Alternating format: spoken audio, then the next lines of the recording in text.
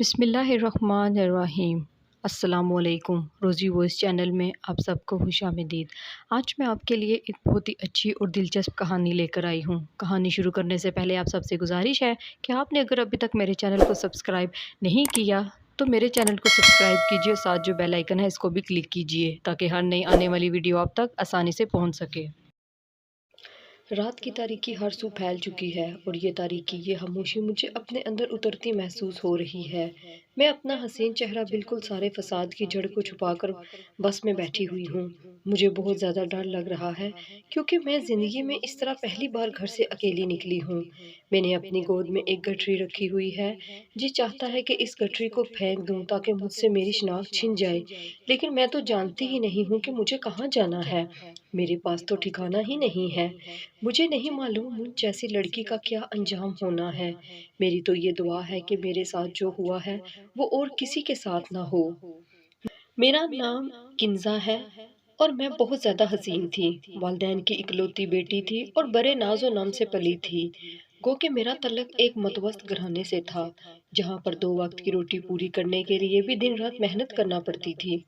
ابو بہت محبت کرتے تھے، یہاں تک کہ اپنا پیٹ کاٹ کر میرے لیے ہر وہ چیز لے کر آتے تھے جس کی میں خواہش کیا کرتی تھی۔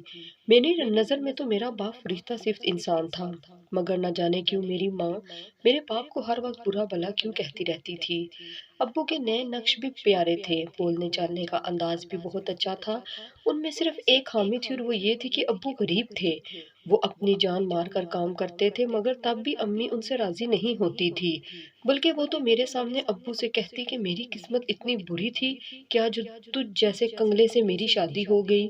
ابو نے امی کی باتوں کا کبھی کوئی جواب نہیں دیا تھا، البتہ میں ضرور چڑ جایا کرتی تھی۔ میں کہتی امی انسان اپنی قسمت کا کھاتا اور کماتا ہے، میرے ابو کو اس قدر تنگ مت کیا کرے۔ میری امی مجھے گھور کر کہتی تو بھی بالکل اپنے باپ پر گئی ہے۔ ایک رات بہت تیز آندھی آئی تھی۔ میں اپنے کمرے میں لیٹی ڈر رہی تھی، عجیب سی وحشت ہو رہی تھی ہر چیز سے۔ ایسا لگتا تھا جیسے روحیں میرے آس پاس گھوم رہی ہیں۔ دل بہت گھبرا رہا تھا مگر والدین کے آرام کا خیال کر کے میں ان کے کمرے میں نہ گئی۔ یوں ہی ڈرتے ڈرتے رات بیت گئی۔ میری صبح امی کی چیخیں سن کر ہوئی تھی۔ وہ کہہ رہی تھی ہائے میں تو اجڑ گئی۔ میرے دل پر دھموکا سا لگا تھا۔ میں بھاگ کر امی کے کمرے میں گئی تو میرے ابا کی سخت لاش پڑی تھی۔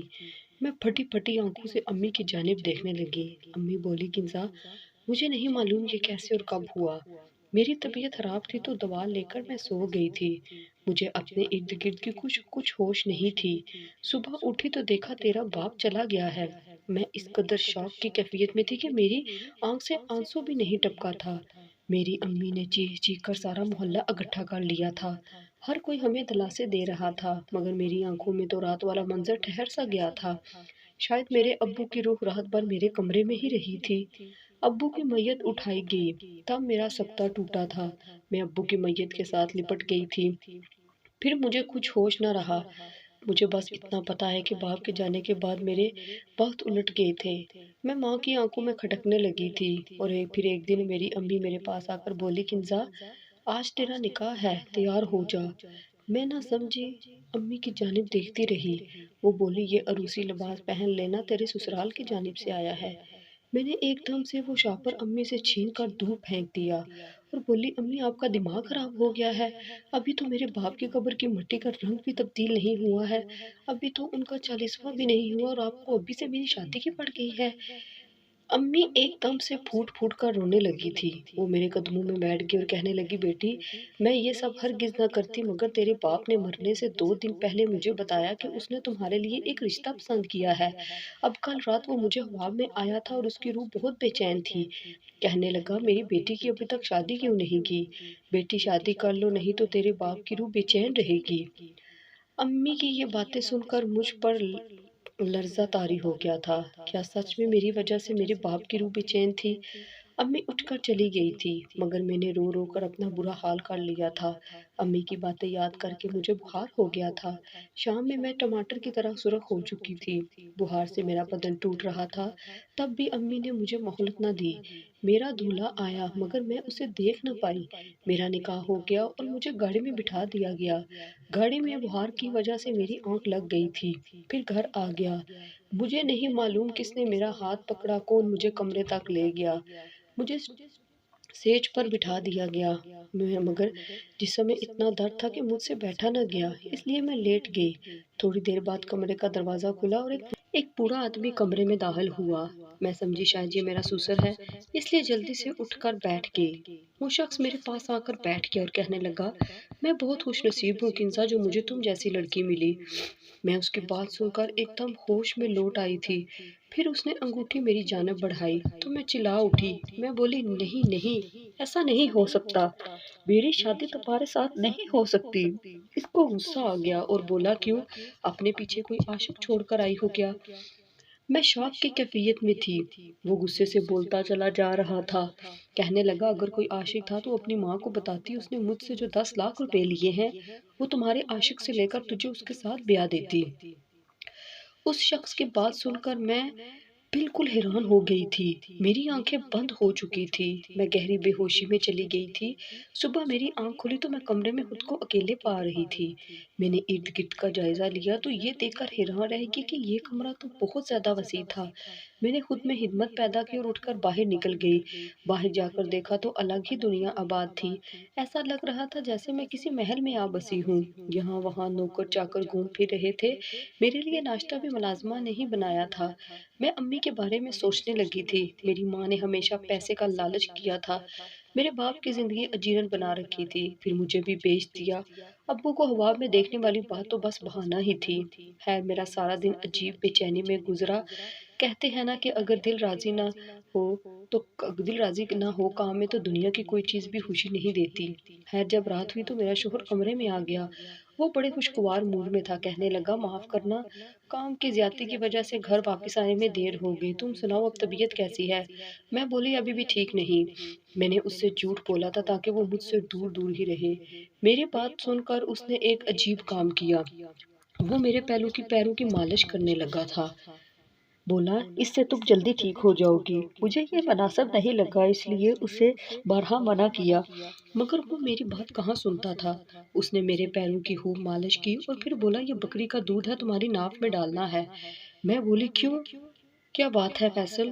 وہ کہنے لگا، یہ تمہاری صحت کے لیے بہت اچھا ہے، تم بہت کمزور سی ہو نا، میں جانتا ہوں کہ تمہارا تعلق غریب گھرانے سے تھا، تمہیں خوراک کی کمی کا بھی سامنا کرنا رہا ہوگا۔ مجھے شرم آتی ہے کہ تم جیسی لڑکی کو لوگوں میں یہ کہہ کر متعارف کراؤں کہ یہ میری بیوی ہے۔ میں اس کی بات سن کر رونے لگی تھی۔ وہ بولی، مجھے میرے باپ نے کبھی کسی چیز کی کمی نہیں ہونے دی۔ ابھی میں اتنا ہی بولی تھی کہ گہری نیند میں کھو چکی تھی۔ صبح میں دن چڑھے تک سوتی رہی تھی۔ یہ محل نما گھر مجھے قید خانہ سا لگنے لگا تھا۔ میں کمرے سے باہر آئی تو میرا شوہر صوفے پر بیٹھا ٹی وی دیکھ رہا تھا۔ اس نے مجھے دیکھا تو اپنی جگہ سے اٹھ کر میرے پاس آیا اور میرا ہاتھ تھام کر مجھے صوفے تک لایا اور بولا، کیا بات ہے کنزا، تم پریشان لگ رہی ہو؟ میں اپنے شوہر کو دیکھتی رہ گئی تھی۔ شادی کی رات جب میں نے اپنے شوہر کو پہلی بار دیکھا تھا تو وہ مجھے اس سے بے انتہا نفرت سی ہوئی تھی، اور آج اس کے اس عمل سے مجھے اپنے دل میں اس کے لیے نفرت نکلتی ہوئی نظر آئی تھی۔ سچ کہتے ہیں کہ عورت عزت کی بھوکی ہوتی ہے۔ میں بولی، سیف، گھر میں گھٹن محسوس ہوتی ہے، دل گھبراتا ہے۔ وہ بولا، تو کیا ہوا، پاس پڑوس میں جاؤ، لوگوں سے ملو، ان سے باتیں کرو، دل بہل جائے گا۔ مجھے فیصل کی یہ بات بہت اچھی لگی تھی کہ اس نے مجھے قید کر کے نہیں رکھا تھا۔ میں گھر سے باہر نکل گئی تھی۔ فیصل کا گھر پوش ایریا میں تھا۔ میں گیٹ پر کھڑی تھی، تب مجھے بہت سی ماڈرن سی عورتیں نظر آئی۔ انہوں نے بھی مجھے دیکھ لیا تھا، اسی لیے میری جانب بڑھ آئی تھی۔ ایک نے پوچھا، کیا تم فیصل صاحب کی بیوی ہو؟ میں نے اس بات میں سر ہلا دیا اور اس نے اصرار کیا کہ میرے گھر چلے تاکہ جان پہچان ہو جائے۔ وہ بولی، ہم تو پیر صاحب کے پاس جا رہی ہے، تم نے چلنا ہے تو ہمارے ساتھ آ جاؤ۔ ان عورتوں کی باتیں سن کر میں بڑی حیران ہوئی تھی۔ میں بولی، کیا آپ جیسے پڑھے لکھے لوگ بھی پیروں فقیروں پر اعتبار کرتے ہیں؟ ایک عورت بہت پیار سے بولی، کنزا، تم ہمارے ساتھ چلو، پھر خود ہی فیصلہ کر لینا۔ میرے دل میں تجسس پیدا ہوا، اس لیے ان کے ساتھ چل پڑی تھی۔ اس لیے میں بھی ان کے ساتھ چل پڑی تھی۔ اس پیر صاحب کا گھر ہمارے گھر سے 5 منٹ کے فاصلے پر تھا۔ ہم تینوں وہاں گئی تو پیر صاحب بہت خوش ہوا تھا۔ میں اس کی طرف دیکھ کر بہت حیران ہوئی تھی، کیونکہ میں نے کبھی خیال میں بھی نہیں سوچا تھا کہ ایسے بھی پیر ہوتے ہیں۔ وہ بہت ہی مہذب قسم کا انسان تھا۔ اس نے ہمیں بیٹھنے کو کہا ہاں بیٹھ گئی۔ اس سے پہلے کہ وہ عورتیں میرا تعارف کرواتی، پیر صاحب بولے، اس لڑکی کا نام کنزا ہے۔ 3 ہفتے پہلے ہی اس کے والد کا انتقال ہوا ہے۔ اس کی والدہ نے اس سے پوچھے بنا ہی اس کی شادی فیصل صاحب سے کروا دی ہے۔ یہ فیصل صاحب کو پسند نہیں کرتی تھی، مگر اب ان کے بارے میں اچھے خیالات رکھنے لگی ہے۔ بس اتنا کافی ہے یا اور کچھ بھی بتاؤں؟ میں تو پیر صاحب کی بات سن کر ہی دنگ رہ گئی تھی۔ میں نے کبھی خواب میں نہیں سوچا تھا کہ کوئی یوں میرا چہرہ دیکھ کر میرے بارے میں سب کچھ جان جائے گا۔ پیر صاحب نے مجھے دعا دی۔ ان عورتوں نے اپنے مسائل ان کے سامنے رکھے، پھر میں گھر واپس آ گئی۔ گھر واپس آ کر بھی میرا دماغ پیر صاحب ہی کی طرف اٹکا ہوا تھا۔ وہ مجھے پہلی نظر میں ہی بہت اچھے لگے تھے۔ میں نے دل ہی دل میں سوچا کہ کاش فیصل کی بجائے میری شادی اس پیر صاحب سے ہو جاتی۔ خیر میں نے پھر اس خیال کو جھٹک دیا تھا۔ رات ہوئی تو میرے شوہر نے پھر سے میرے پیروں کی مالش کی تھی۔ اس کے ہاتھوں میں اتنا سکون تھا کہ میری آنکھیں نیند سے بوجھل ہونے لگی تھی۔ اس کے بعد اس نے مجھے بکری کا دودھ دیا اور بولا ناف پر لگا لو۔ میں نے اپنے شوہر کی بات مان لی۔ پھر تھوڑی ہی دیر بعد میں نیند کی وادیوں میں کھو چکی تھی۔ صبح جب میں اٹھی تو میں نے بستر کو خالی پایا تھا۔ میرا دل گھبرانے لگا تھا۔ میں نے سوچا فیصل میرے بارے میں کیا سوچیں گے کہ میری بیوی مجھ سے جان چھڑانے کے لیے نیند کا ناٹک کرتی ہے۔ مجھے یہ ڈر بھی تھا کہ نہ جانے اب وہ میرے ساتھ کیا سلوک کرے گے۔ مگر جب میں کمرے سے باہر آئی تو وہ مجھے دیکھ کر بہت خوش ہوئے تھے، مجھ سے پیار سے بات کرنے لگے تھے۔ میں دل ہی دل میں شرمندہ تھی اور اس لیے بولی فیصل مجھے معاف کیجیے گا، میں جلدی سو گئی تھی۔ میرا شوہر مسکرا کر بولا نیند پر کس کا اختیار ہوتا ہے، تم بلا وجہ معذرت نہ کرو۔ میں فیصل کی بات سن کر ہلکی پھلکی سی ہو گئی تھی۔ شام ہوئی تو میرا دل پیر صاحب کے گھر جانے کو کرنے لگا تھا۔ میں ان سے اپنے لیے حساب کروانا چاہتی تھی کہ آخر میری زندگی کیسی گزرنے والی ہے۔ یوں تو میں پیرو فقیروں پر یقین نہیں رکھتی تھی، لیکن یہاں بات ہی کچھ اور تھی۔ وہ بہت ہی شریف قسم کے انسان تھے، آنکھیں جھکا کر بات کرتے تھے اور دوسرے کی بات سن کر اس کی پریشانی کا حل نکال دیا کرتے تھے۔ گو کہ ان کی باتوں میں ہر وہ خوبی موجود تھی جو کسی بھی اعلیٰ پائے کے انسان میں ہونا چاہیے۔ آخرکار میں خود کو روک نہ پائی اور پیر صاحب کے گھر پہنچ گئی تھی۔ وہ مجھے دیکھ کر بہت خوش ہوئے تھے۔ انہوں نے ایک نظر ڈالنے کے بعد سے اپنا سر جھکا لیا تھا۔ میں نے ان سے اپنی قسمت کا حال پوچھا تو مسکرا کر کہنے لگے تقدیر رب کی طرف سے ہے۔ ہاں اگر کوئی مسئلہ درپیش ہے تو بتاؤ، اس کا حل نکال دیتے ہیں۔ میں بولی پیر صاحب میرا دل بہت اداس رہتا ہے، کیا کروں؟ وہ بولے اللہ سے لو لگا لو، اللہ تمہیں چاہیے لوگوں سے بچ کر ان لوگوں میں لے آئے گا جن کو تم سے تو دل سے تو چاہتی ہو مگر ماننے سے ڈرتی ہو۔ میں حیران تھی کہ پیر صاحب کو میرے دل کی بات کیسے جان لیتے ہیں۔ میں بولی پیر صاحب کوئی وظیفہ؟ وہ مسکرا کر بولے حضرت محمد صلی اللہ علیہ وآلہ وسلم اور ان کی آل پر درود پڑھنے سے بہتر اور کیا ہو سکتا ہے؟ تم اٹھتے بیٹھتے چلتے پھرتے درود شریف پڑھا کرو۔ میں نے ان کا شکریہ ادا کیا اور اپنے گھر واپس آ گئی تھی۔ میں نے پیر صاحب کی بات پر عمل کیا اور درود پاک کا ورد کرنے لگی تھی۔ فیصل اب پہلے سے بھی بڑھ کر میرا خیال رکھنے لگے تھے، مگر میں نے محسوس کیا تھا کہ وہ کچھ تھکے سے کچھ پریشان سے رہتے تھے، لیکن اس کے باوجود بھی وہ میرے پیروں کی مالش کرنا نہیں بھولتے تھے اور نہ ہی ناف میں بکری کا دودھ ڈالنا بھولتے تھے۔ میں ان کو منع بھی کرتی تھی کہ آپ ایسا مت کیا کریں، آپ تو خود کچھ پریشان سے لگتے ہیں، مگر وہ میری ایک نہ سنتے۔ میں ساری رات سوئی رہتی مگر مجھے ارد گرد کا کچھ ہوش نہیں ہوتا تھا۔ ایک دن فیصل آفس گئے تو گھر واپس نہیں آئے، بلکہ ان کی میت آ گئی تھی۔ مجھے کسی نے بتایا کہ انہیں ہسپتال میں دل کا دورہ پڑا تھا، اسی سبب ان کا انتقال ہو گیا تھا۔ مجھ پر تو غم کا پہاڑ ٹوٹ پڑا تھا۔ میرا شوہر ہی تو بھری دنیا میں میرا سہارا تھا، اب وہ بھی مجھ سے چھن گیا تو میں کہاں جاتی؟ میں نے رو رو کر اپنا برا حال کر لیا تھا۔ خیر جانے والے تو چلے جاتے ہیں۔ فیصل کے انتقال کے 7ویں دن میں پیر صاحب میرے گھر آئے۔ وہ میرے شوہر کی تعزیت کرنے آئے تھے۔ ان کا یوں چل کر میرے گھر آنا بڑے اعزاز کی بات تھی۔ وہ بولے کنزا میں نے کہا تھا نا کہ درود شریف کی برکت سے ان چاہیے لوگ تمہاری زندگی سے چلے جائیں گے، تو تمہارا شوہر چلا گیا، اب تمہاری زندگی میں تمہیں چاہنے والے لوگ آئیں گے، ان کے لیے خود کو تیار کر لو۔ میں پیر صاحب کی بات سمجھ نہ پائی، بلکہ مجھے تو ان کی بات سرے سے اچھی نہیں لگی تھی۔ خیر وہ چلے گئے تو میں اپنے گھر میں عدت پوری کرنے لگی تھی۔ اب مجھے رات رات نیند نہیں آتی تھی، شاید میں اب پیروں کی مالش کی عادی ہو چکی تھی، اس لیے میں نے اپنے کام والی سے کہہ دیا تھا کہ تم میرے پیروں کی مالش کر دیا کرو۔ وہ مان گئی مگر اس کی مالش سے بھی مجھے نیند نہیں آتی تھی۔ میں سمجھ گئی کہ میرے شوہر کے پاس خاص قسم کا تیل تھا جس کی وجہ سے مجھے نیند آ جایا کرتی تھی۔ میں نے ان کے ہاتھ میں اکثر وہ تیل دیکھا، اس لیے وہ ڈھونڈنے لگی تھی، مگر نہ جانے وہ اپنا ہاتھ تیل کہاں رکھتے تھے۔ گھر کا کونا کونا چھان مارنے کے بعد بھی مجھے وہ تیل نہیں ملا تھا۔ اب میں بے حوابی کا شکار رہا کرتی تھی۔ یوں ہی دن گزرتے گئے اور میری عدت بھی پوری ہو گئی تھی۔ ایک دن پیر صاحب میرے گھر آئے تھے۔ وہ کہنے لگے، کنزا، ابھی تم کم عمر ہو، ساری زندگی اپنے شوہر کی یاد گلے سے لگا کر نہیں رہ سکتی۔ پھر تم جانتی ہو کہ آج کل کے حالات کیسے ہیں۔ ایک بیوہ عورت اپنے گھر کی چار دیواری میں بھی محفوظ نہیں ہے۔ تمہیں کبھی نہ کبھی شادی لازمی کرنا پڑے گی، کیونکہ تنہا عورت پر تو لوگ چیل کوؤں کی طرح ٹوٹ پڑتے ہیں۔ میں چاہتا ہوں کہ تم مجھ سے شادی کر لو۔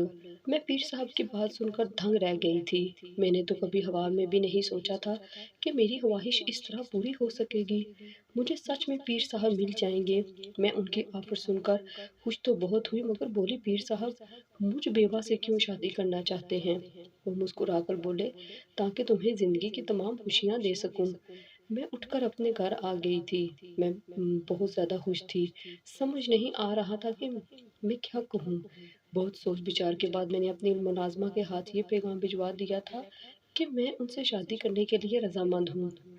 پیر صاحب نے بھی پیغام بھجوا دیا تھا کہ کل نکاح کے لیے مولوی صاحب کو میں لے آؤں گا۔ میں بے انتہا خوش تھی۔ میں بازار سے جا کر کچھ ضرورت کی چیزیں اور ایک نیا عروسی لباس خرید کر لائی تھی۔ میں جب گھر واپس آئی تو میری ملازمہ بہت خوش دکھائی دی تھی۔ وہ کہنے لگی، باجی، آپ کے شوہر کا تیل مل گیا ہے جس سے وہ آپ کے پاؤں کی مالش کرتے تھے۔ میں یہ جان کر بہت خوش تھی۔ میں اس سے بولی، سارے کام کاج چھوڑو اور میرے پاؤں کی مالش کر دو۔ اس نے جیسے ہی تیل لگایا مجھ پر غنودگی چھانے لگی تھی۔ میں شام 4 بجے کی سوئی اگلے دن 11 بجے اٹھی تھی۔ میں حیران تھی کہ مجھے اتنی نیند کیسے آ گئی تھی۔ پھر خیال آیا کہ آج تو میرا نکاح تھا۔ میں خود کو کوسنے لگی کہ بھلا مجھے کیا ضرورت پڑی تھی مالش کروانے کی۔ تھوڑی دیر بعد ہی میرے پاس وہ ملازمہ آ گئی۔ کہنے لگی، باجی، آپ جانتی ہیں کہ اس تیل میں بیہوشگی کی دوا ملائی گئی ہے۔ جب ہی تو آپ کو اتنی گہری نیند آئی تھی۔ میں بھی تیل لگاتے لگاتے سو گئی تھی۔ میں ایک دم چونک گئی تھی۔ یار، میرا شوہر مجھے کیوں بے ہوش کرنا چاہتا تھا؟ میں بولی، یہ تیل تمہیں جہاں سے ملا ہے مجھے وہاں لے جاؤ۔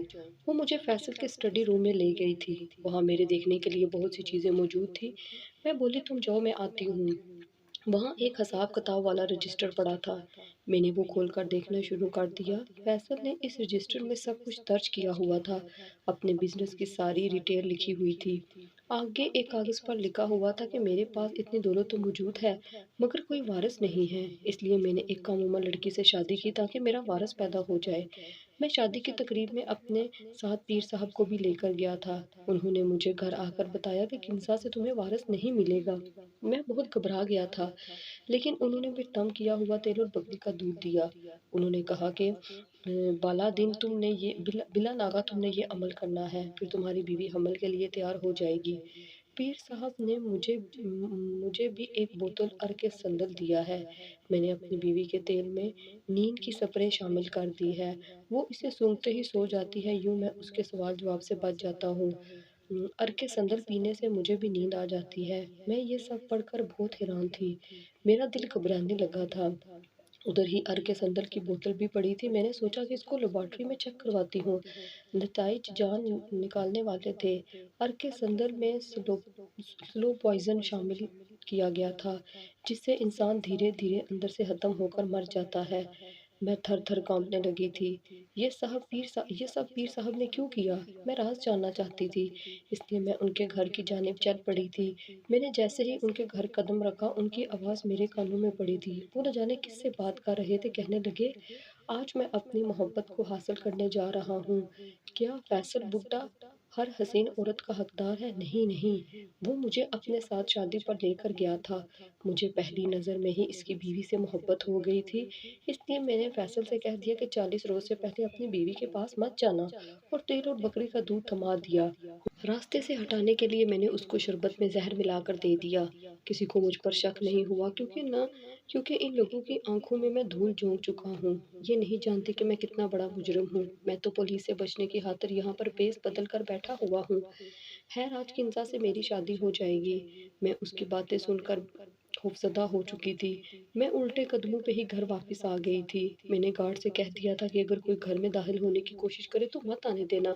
پھر میں نے دیکھا کہ تیر آیا، لیکن گارڈ نے اسے داخل نہیں ہونے دیا۔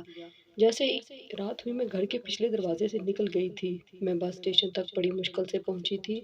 رات کی تاریکی ہر سو پھیل چکی تھی، اور یہ تاریکی، یہ خاموشی مجھے اپنے اندر اترتی ہوئی محسوس ہو رہی ہے۔ میں اپنا حسین چہرہ، بلکہ سارے فساد کی جڑ کو چھپا کر بس میں بیٹھی ہوئی ہوں۔ مجھے بہت زیادہ ڈر لگ رہا ہے، کیونکہ میں زندگی میں اس طرح پہلی بار گھر سے اکیلی نکلی ہوں۔ میں نے اپنی گود میں ایک گٹری رکھی ہوئی ہے۔ جی چاہتا ہے کہ اس گٹری کو پھینک دوں تاکہ مجھ سے میری شناخت چھن جائے، لیکن میں تو جانتی ہی نہیں ہوں کہ مجھے کہاں جانا ہے۔ میرے پاس تو ٹھکانہ ہی نہیں ہے۔ مجھے نہیں معلوم مجھ جیسی لڑکی کا کیا انجام ہونا ہے۔ میری تو یہی دعا ہے کہ میرے ساتھ جو ہوا ہے وہ اور کسی کے ساتھ نہ ہو۔